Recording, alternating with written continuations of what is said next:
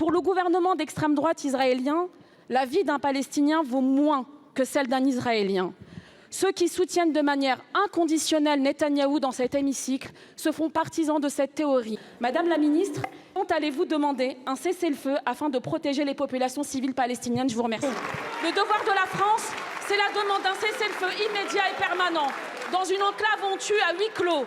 Le devoir de la France, c'est de refuser toutes les colonisations, car il n'est pas plus grand comme droit que celui de pouvoir jouir et vivre sur ses propres terres. Monsieur le Premier ministre, soyez à la hauteur de notre histoire. Monsieur le ministre, quelles actions concrètes la France met-elle en œuvre pour arrêter le génocide à Gaza? Est-ce que la France déposera une résolution à l'ONU en tant que membre permanent pour exiger un cessez-le-feu immédiat? Est-ce que la France a prévu de saisir la Cour pénale internationale? Est-ce que la France prévoit des sanctions diplomatiques et économiques envers le gouvernement israélien? Monsieur le ministre, pourquoi avons-nous abandonné les Palestiniens? Plus de 40 000 personnes ont été tuées à Gaza, dans ce qui constitue l'un des plus grands massacres de notre siècle. Ces vies, elles ont un visage, elles ont des noms, elles ont une histoire. Et elles ne sont ici que des chiffres froids s'accumulant au fil de bandeaux d'informations.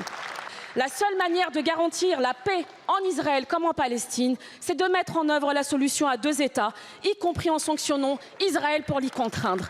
Monsieur le ministre, quand est-ce que la France va ainsi prendre ses responsabilités face aux bouchers de Tel Aviv, qui tuent, bombardent, assassinent sans scrupule et menacent de précipiter le monde au bord d'une guerre totale?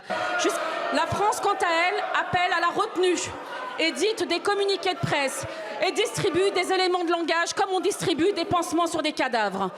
Monsieur le ministre, vous avez condamné, vous avez été préoccupé, vous vous êtes alarmé, vous vous êtes même ému, mais jamais vous n'avez sanctionné, alors que c'est là que nous attendons la France.